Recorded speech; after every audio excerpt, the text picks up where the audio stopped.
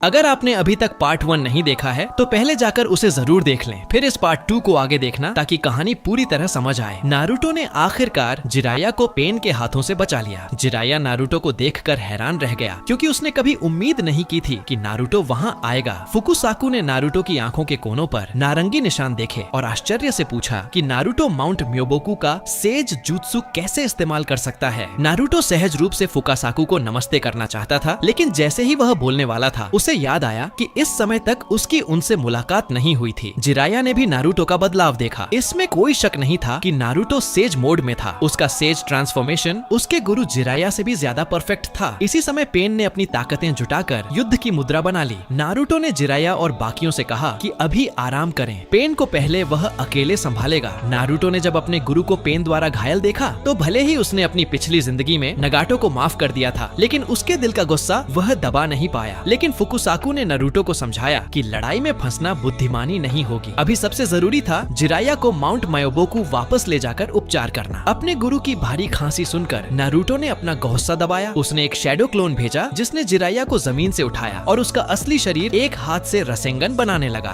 2 जन्मों का अनुभव होने से नारुतो को अब रसेंगन के लिए शैडो क्लोन्स की जरूरत नहीं थी। उसने पेन की ओर देखते हुए कहा, अपने गुरु को सुरक्षित जगह भेजने के बाद मैं लौटकर तुम्हें दिखाऊंगा कि तुम्हारी तथाकथित शांति कितनी बेतुकी है। इतना कहकर नारुतो ने रासेन शुरिकेन पेन पर फेंक दिया। जैसे ही सफेद तूफान फटा, फुकुसाकु ने मौका पाकर रिवर्स समनिंग से सबको माउंट म्योबोकू पहुंचा दिया। पेन ने रासेन शुरिकेन से बने गहरे गड्ढे को देखा और सोच में पड़ गया, सेज मोड ठीक जिराया जैसा, इसलिए वह जिराया को मेरे हाथों से बचा पाया। तभी पेन के बगल में कागज के टुकड़े इकट्ठे होकर कोनन बनी। उसने पेन से कहा कि यह लड़का 9 टेल्स जिंचुरिकी है, क्या हमें इसका पीछा करना चाहिए? एनिमल पाथ और असुरा पाथ खोने के बाद नगाटो, जिसकी चाल ढाल कमजोर थी, पीछा करने की जल्दी में नहीं था। उन्होंने तय किया कि सीधे कोनोहा जाकर 9 टेल्स का शिकार करेंगे, चाहे कोई भी हो। भगवान के सामने हर प्रतिरोध व्यर्थ है। उधर माउंट म्योबोकू पर शीमा ने तुरंत जिराया के घावों पर पट्टियां बांध दी। हालांकि जिराया बुरी तरह घायल था, लेकिन उसकी चोटें घातक नहीं थीं। सिर्फ उसका कटा हुआ हाथ वापस नहीं आ सकता था,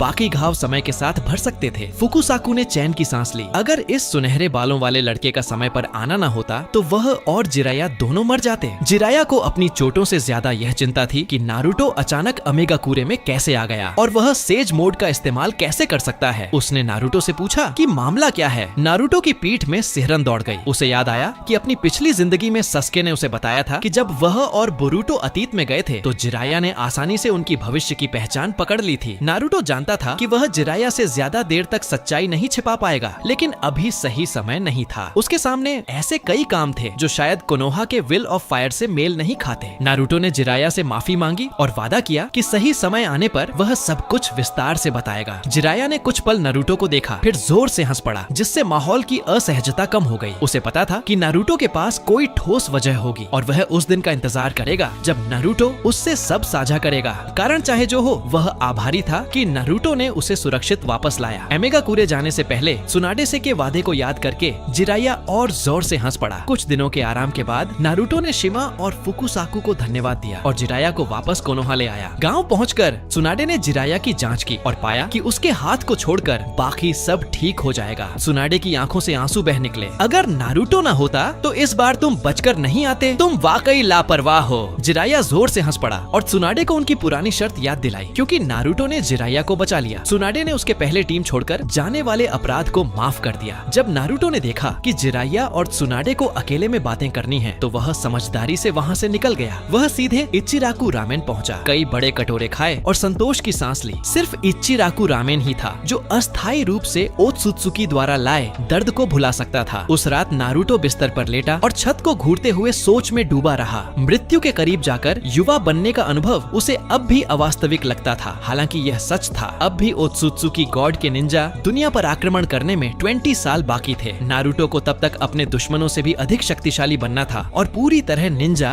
दुनिया के नियम बदलने थे। अब प्रशिक्षण शुरू करने का समय आ गया था। अपनी पिछली जिंदगी में कुरामा को खोने के बाद नारुतो खाली समय में सीलिंग जुत्सु स्क्रोल पढ़ा करता था ताकि अपनी कमजोरियों को पूरा कर सके। अब उसके पास कई जुत्सु थे, लेकिन स्क्रोल में अभी भी कई जुत्सु थे जो उसने पहले नहीं सीखे थे, खासकर मिनाटो का flying thunder God jutsu. Ninja दुनिया बदलने के लिए फ्लाइंग थंडर गॉड टेक्निक आवश्यक थी। नारुतो ने तय किया कि वह एक बार फिर बचपन जैसा करेगा। 3 साल पहले की घटना के बाद बाद सीलिंग जुत्सु स्क्रोल एक गुप्त जगह छुपा दी गई थी, लेकिन एक पूर्व 7वें होकागे के रूप में नारुतो को कोनोहा का हर रहस्य पता था। अपने पिछले जीवन की यादों के साथ उसने जल्दी ही छिपा हुआ स्क्रोल ढूंढ निकाला। ये स्क्रोल टोबिरामा की विरासत था। अंदर के अधिकांश फॉरबिडन जुत्सु उसकी ही खोज थे। अपने पिछले जीवन में नारुतो ने कुरामा की शक्ति पर बहुत ज्यादा भरोसा किया था। सिर्फ जब वह अजेय दुश्मनों से भिड़ा तब उसे अनेक तकनीकों के महत्व का एहसास हुआ। कुछ अनोखे जुत्सु अचानक युद्ध का रुख बदल सकते थे, इसलिए इस बार नारुतो ने तय किया कि वह सब सीखेगा। उसने स्क्रोल की नकल की और तुरंत कोनोहा के बाहर जाकर दिन रात अभ्यास करने लगा। अपने विशाल युद्ध अनुभव और सैकड़ों शैडो क्लोन्स की मदद से नारुतो ने जल्दी ही फ्लाइंग थंडर गॉड जुत्सु सीख लिया और अन्य फॉरबिडन जुत्सु जैसे एडो टेंसी भी। कुछ दिनों बाद नारुतो ने जिराया को बुलाया। वह कुरामा की 8 ट्रिग्राम सील की चाबी चाहता था। हालांकि जिराया अपने शिष्य नारुतो पर भरोसा करता था, लेकिन अचानक आए बदलाव से असहज था। नारुतो ने गंभीरता से कहा कि कुरामा के हमले के दौरान उसने मिनाटो से मुलाकात की थी और उनसे अपनी पहचान व मिशन जाना था। वह सब कुछ अभी नहीं बता सकता, लेकिन अपने पिता के भरोसे को कभी तोड़ेगा नहीं। नारुतो ने होकागे के नाम की कसम खाई कि वह जो भी कर रहा है निंजा दुनिया के भविष्य के लिए है। जिराया नारुतो की बात सुनकर चुप हो गया। शायद मिनाटो की दूरदृष्टि ने इस दिन की भी भविष्यवाणी की थी। उसने और कुछ नहीं पूछा। उसने स्क्रोल को बुलाया और टोड ने 8 ट्राइग्राम सील की चाबी नारुतो को सौंप दी। उसे यकीन था कि नारुतो अब कुरामा की शक्ति नियंत्रित कर सकता है। नारुतो गहराई से प्रभावित हुआ। जिराया से विदा लेने के बाद वह घर लौटा। कुछ पल झिझकने के बाद उसने अपना हाथ अपने पेट पर रखा। कई सालों बाद 8 ट्रिग्राम सील प्रकट हुआ। नारुतो आखिरकार कुरामा से फिर मिला। अगर आपको ये कहानी पसंद आई हो तो वीडियो को लाइक और शेयर करना ना भूलें। और हाँ, पार्ट 3 मिस ना हो, इसके लिए चैनल को सब्सक्राइब जरूर करें। आपकी सपोर्ट हमें और भी दिलचस्प कहानियाँ लाने की ताकत देती है।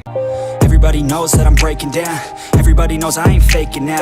Everybody knows my heart's faking now. Yeah, she hates me now, I made mistakes but now I don't ever wanna be alone. I don't really ever feel at home. On my own, in the zone, that's the only way I know. Feeling low, about to blow back up. Here I won't ever let the doubt creep in. Gotta pop a couple more aspirin. I don't think I'll ever let you in. Easier to break it off best friends. I don't really understand myself. I don't really understand, need help. I don't wanna be left on the shelf. Couldn't even hear me if I yelled. It's so cold